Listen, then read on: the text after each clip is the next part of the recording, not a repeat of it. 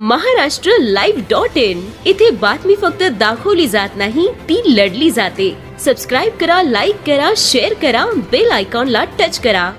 नमस्कार, महाराष्ट्रलाईव्ह.in मध्ये आपलं सर्वांचं स्वागत। छत्रपती संभाजीनगर येथील ऐतिहासिक वारसा आणि पर्यटक स्थळ म्हणून ओळखल्या जाणाऱ्या पंचकी या भागातील जो एक 400 ते 500 वर्ष जुना जो वडाचा झाड होता, तो अचानक आज त्याचा काही भाग कोसळला। त्यामुळे यातील जे महत्त्वाची एक जो प्रवेशद्वार होता त्याचा काही भाग कोसळला आणि त्याच्यामुळं आता सुदैवाने गोष्ट अशी की हे जेव्हा प्रशासनाला माहीत होतं की काही भाग त्याचा कोसळू शकतो, काही झाडाचा चे फांद्या तुटू शकतात, तर त्यांनी आज पानचक्की बंद ठेवली होती।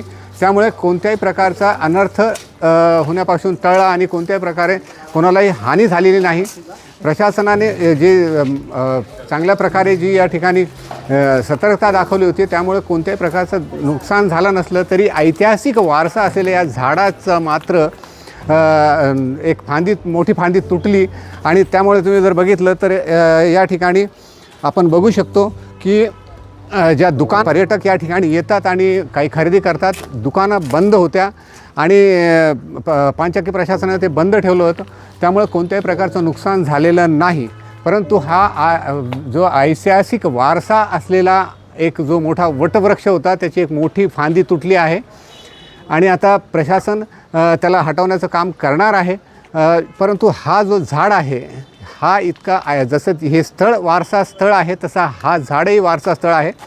याची पुन्हा चांगली प्रकारे निगा राखावी अशी अपेक्षा आहेत। पानचक्की प्रशासन नक्कीच याबाबतीत काहीतरी योग्य ते निर्णय घेईल आणि त्याचं संगोपन करण्याचा प्रयत्न करेल। या आणि अशाच बातम्या पाहण्यासाठी पाहत राहा महाराष्ट्रलाईव्ह.in।